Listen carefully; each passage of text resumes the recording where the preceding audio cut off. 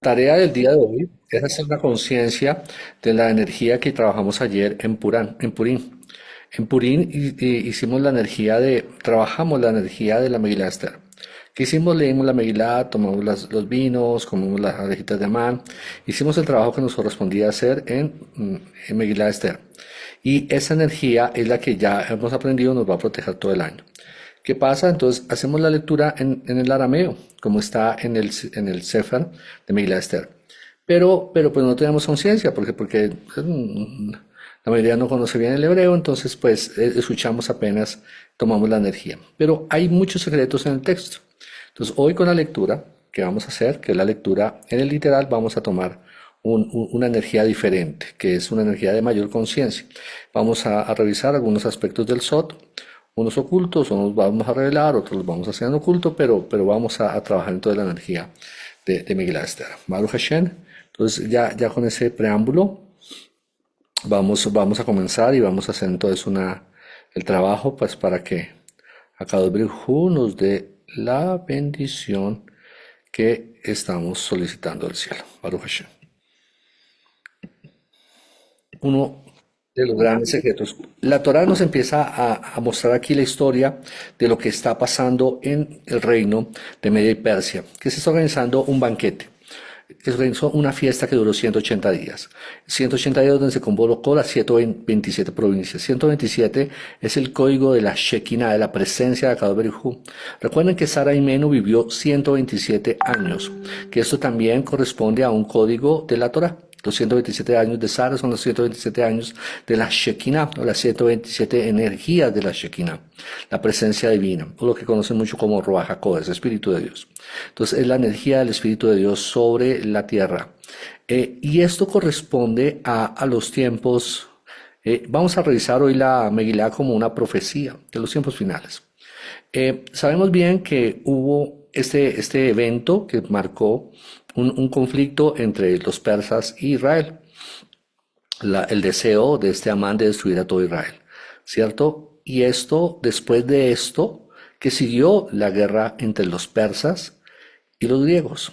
Guerra que se planea aquí, en esos 180 días. Los sabios dicen que esto fue un tema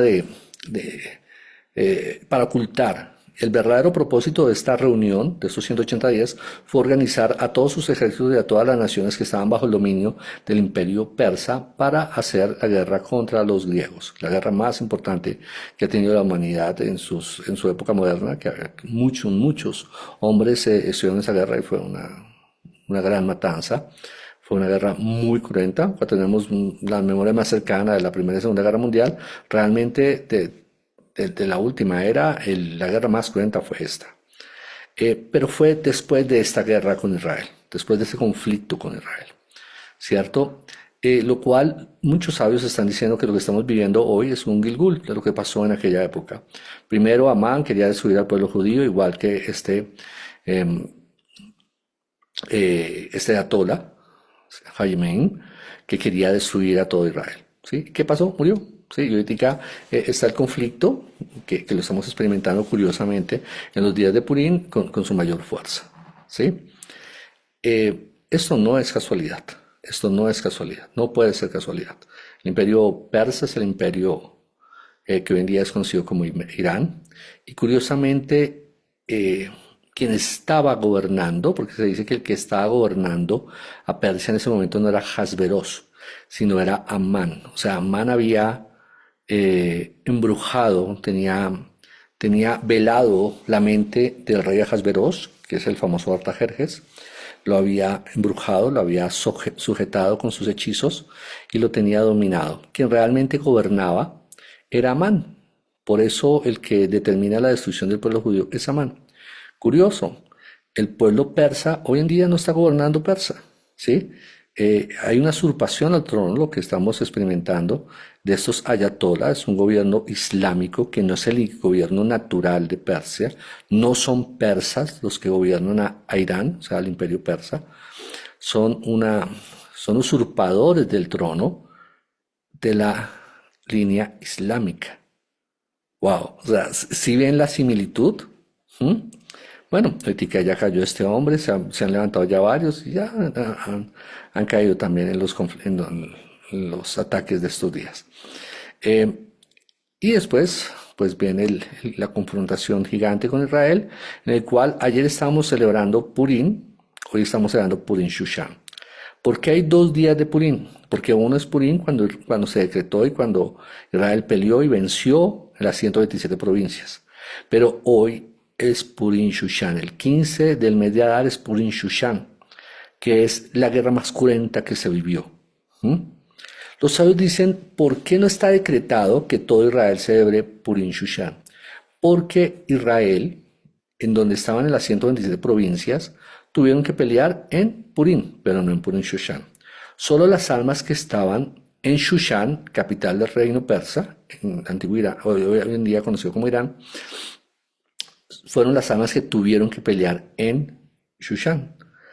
Y esta fue la guerra más cruenta, porque obviamente allí es donde estaba el ejército más poderoso, donde había más armas, donde había más amalequitas, más almas de estas perversas como Amán que odiaban a Israel y que tenían una negatividad tremenda y que tenían mayor capacidad espiritual negativa, donde había negromantes, donde había hechiceros, donde había gente mucho más perversa. Y literalmente esta guerra de Shushan la pelea literalmente Marrojaya, que es el líder, que es el gran rabino de Israel en la época de Purim, en la época del imperio medio persa. Entonces los sabios nos dicen, Shushan está ordenado no para todo Israel, pero las almas grandes, los grandes cabalistas, las almas de mayor nivel, sí tienen que guardar los dos. ¿Mm?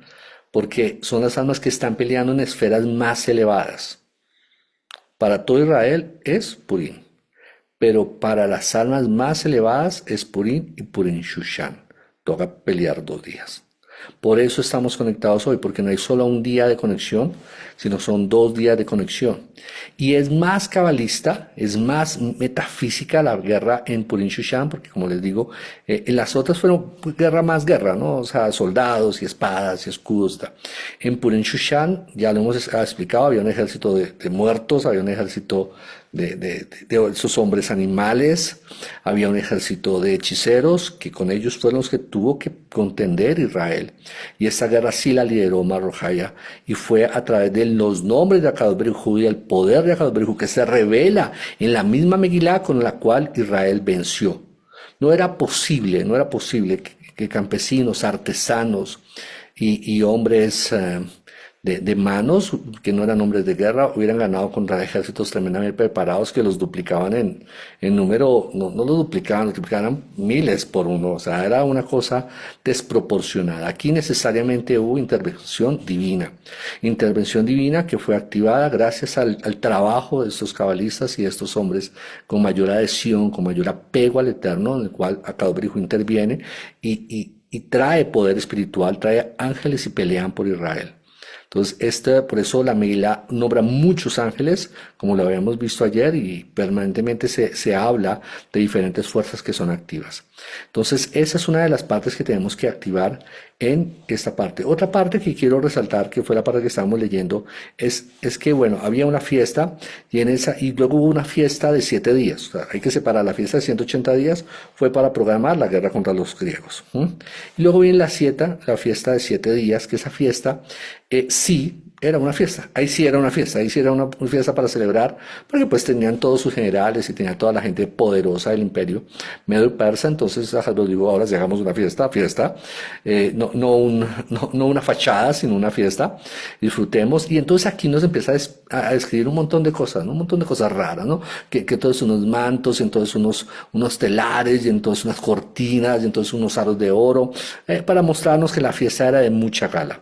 Aquí los hebreos nos dicen, no, estos son códigos que vamos a poder entender, que aquí nos van a discernir no solamente en el tiempo, cuando estos tiempos van a venir, cuando va a volver a repetirse este momento, sino también son Merkabah, son niveles angelicales que van a estar activos, uno de la negatividad, otro de la luz, y cómo va a ser la confrontación en esa guerra. Se nos habla de los utensilios que se usaban, que eran los utensilios de oro, de plata y piedras preciosas, que eran los del templo de Akadosh Baruj Hu, que ahí es donde se genera la desconexión, lo que da el mérito que Israel tenga el decreto de muerte muerte. ¿Por qué Israel tenía el decreto de muerte de ser destruido por parte de Ahasverosh? Ah, porque eran muy buenos. No, porque compartieron el vino del mal, porque era un vino perverso, este hombre era perverso, ya hemos explicado eso. Pero aquí quiero también señalar que justo su esposa Basti, la esposa de Artajerjes, que era hija de Nabucodonosor. Recuerden que Nabucodonosor, antes el imperio más grande del mundo era Babilonia. Nabucodonosor era el rey, luego viene su hijo, muere Nabucodonosor, queda el hijo es un hombre tremendamente negativo, y hace guerra también con todo el mundo, y él pierde la guerra contra el imperio medio persa. Entonces todo lo que tenía el imperio de Babilonia pasa al imperio medio persa, por eso también Daniel y los sabios de Israel y todo pasan ahora al imperio medio persa.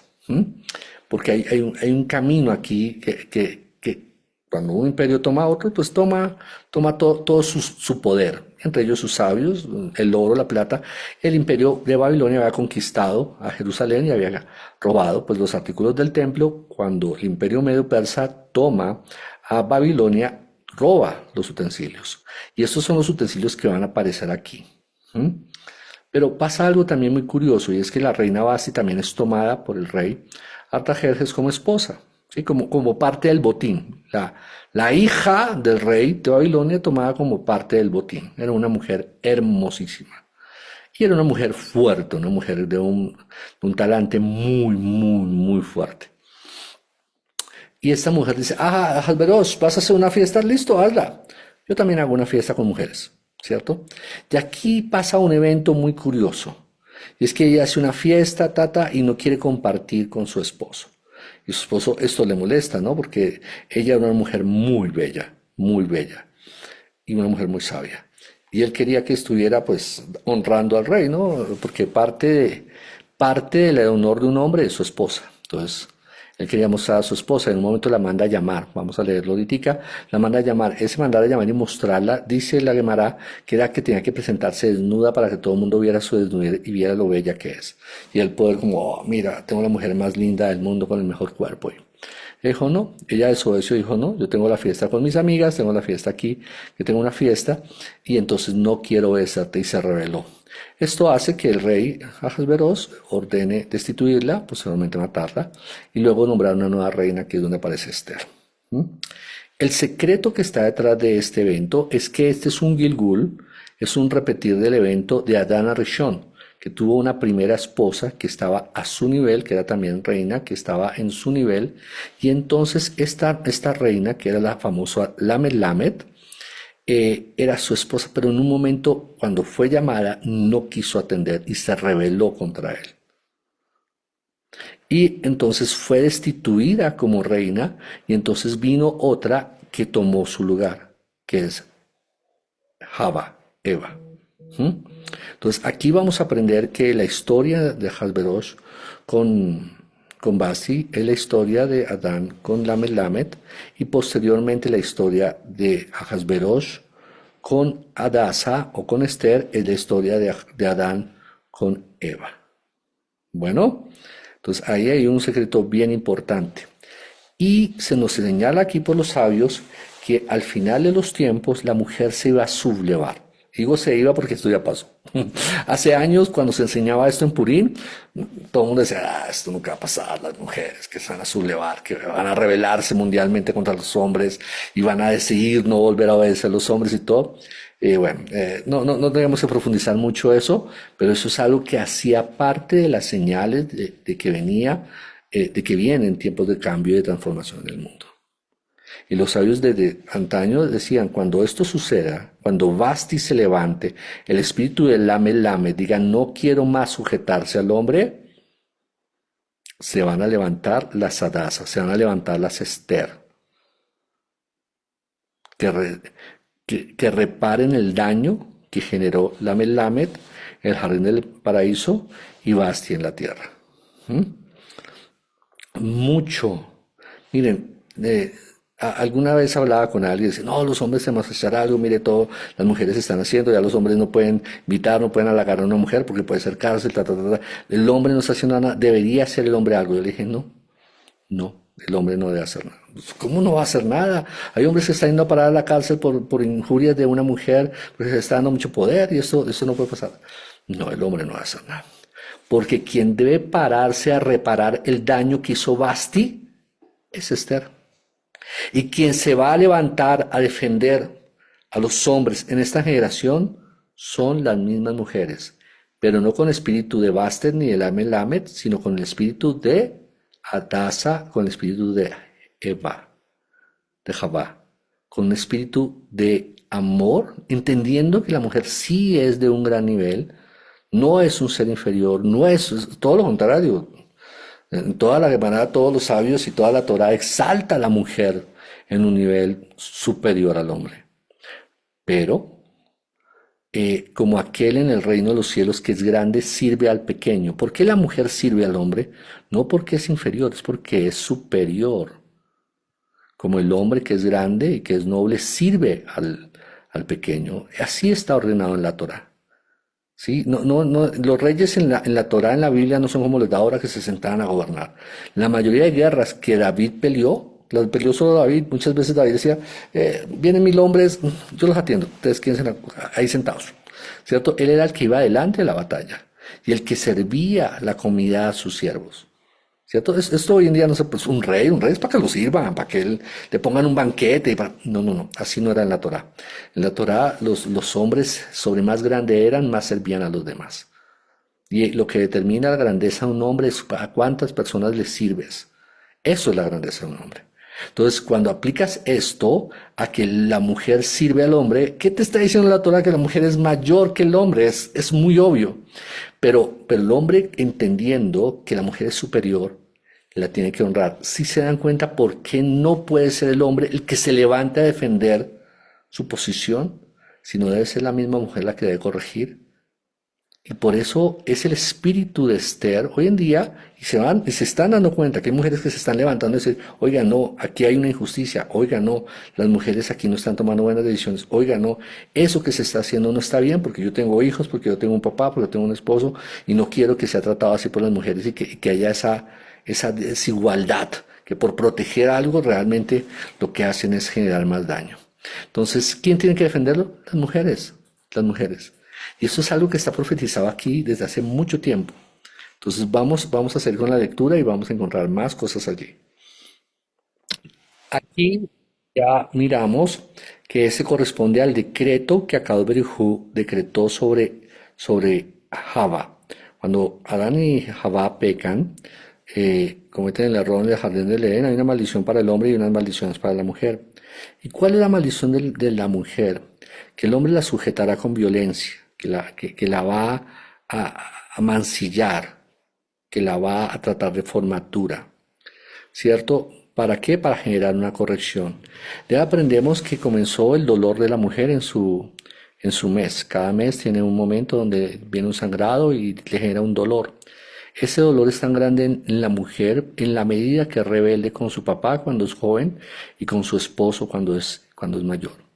Y si se aumentan los dolores, si se tienen aún miomas, si se tienen algún tipo de padecimiento doloroso, dentro de su sistema reproductor tiene siempre que ver con la actitud y la forma como se relaciona, cuán noble es. Ustedes saben que hay mujeres que tienen partos dulces, que no les duele el parto, que realmente es como si estornudaran, salió el bebé, no sienten un dolor, son un milagro natural. Los sabios dicen no, siempre que encuentres una mujer así, vas a encontrar una mujer muy endulzada con su esposo. Una mujer sujeta. Y no sujeta en opresión, no sujeta en maltrato, no sujeta, porque la palabra sujeta la gente la tiende a pensar como una forma de, de, de, de aplastamiento, ¿no? Como que la sujeta. No, como que yo te honro, yo te amo y te sigo, te aconsejo y te obedezco, pero porque tú sigues mi consejo. O sea, esa es la mujer sabia. Esa mujer no genera dolor.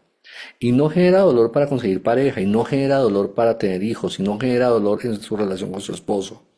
Lo cual una mujer está muy vinculada al dolor dependiendo cómo es con sus autoridades. ¿Vale? Ya hemos explicado por qué son autoridades. Bueno, entonces ese decreto es el el revivir el decreto de Javá, porque Javá repitió el error de la Melamed, porque ella fue la que le dio el fruto. Donde viene la contradicción de la Torah, no dice el hombre siempre tiene que obedecer a la mujer cuando ésta le aconseje. Y hay otra porción donde dice el hombre nunca debe hacerle caso a la mujer. ¿Le debe hacer caso o no le debe hacer caso? Ojo, si la mujer le habla al hombre para aconsejarlo, el hombre siempre tiene que obedecer. Pero si la mujer habla al hombre para mandarlo, nunca la debe obedecer. Porque entonces está activando su energía de Lamed Lamed o de Basti, de mujer rebelde, o está activando su energía de mujer de Java, de Adasa.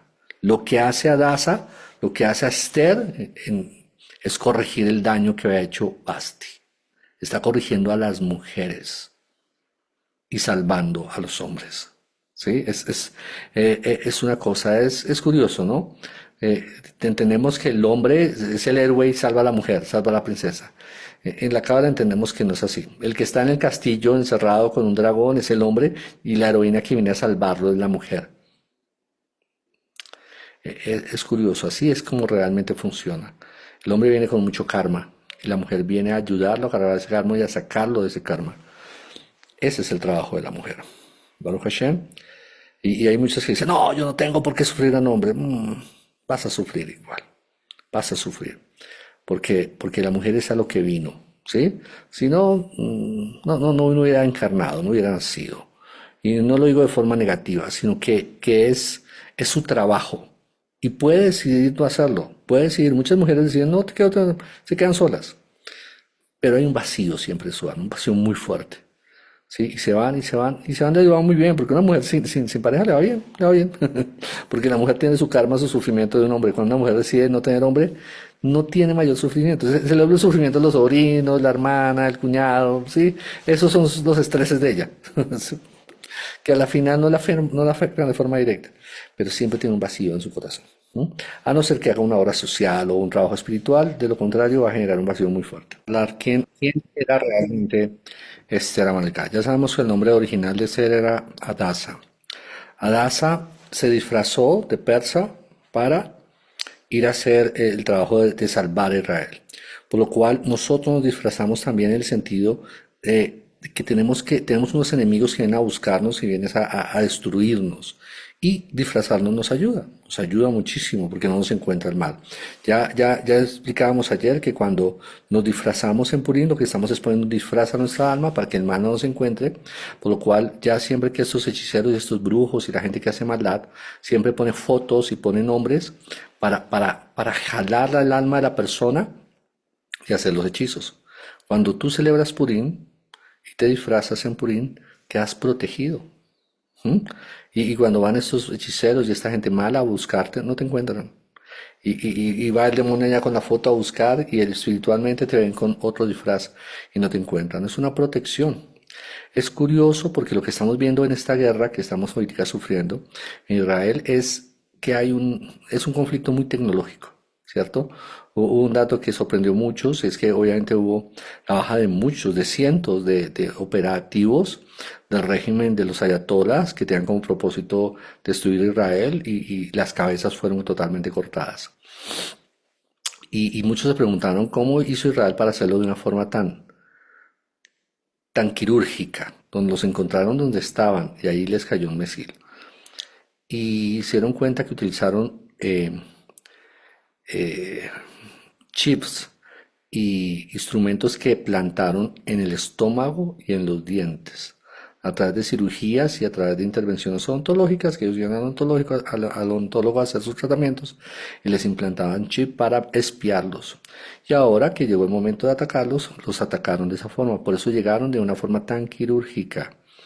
Y eso sorprendió al mundo, ¿no? Wow, en qué nivel de tecnología y de espionaje está la Mossad.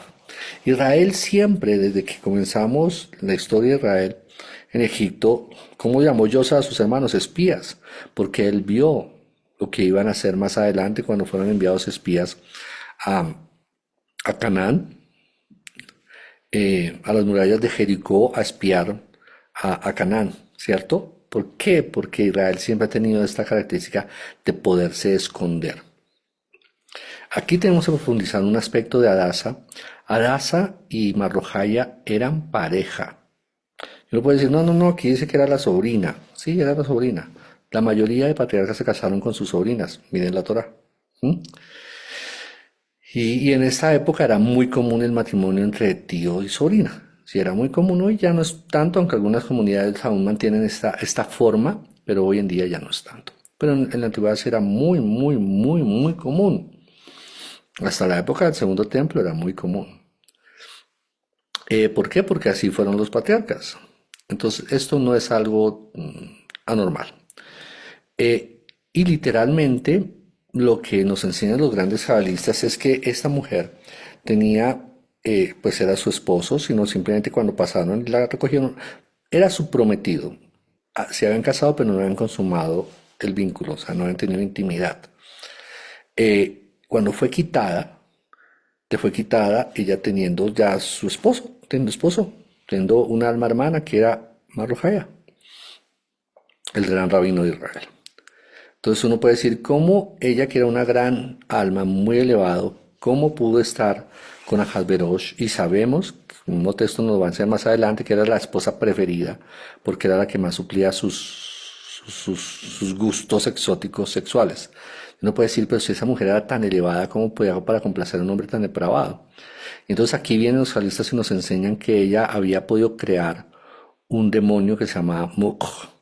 Y este demonio tenía como propósito, era un doppelganger, un doble igual a ella, que ella había creado separando su parte negativa, y entonces lo usaba para allegarse a su nuevo esposo, y ese esposo se suplía con esta mujer, pero nunca fue ella, nunca fue Adasa, nunca fue Esther, era esta energía que ella había creado.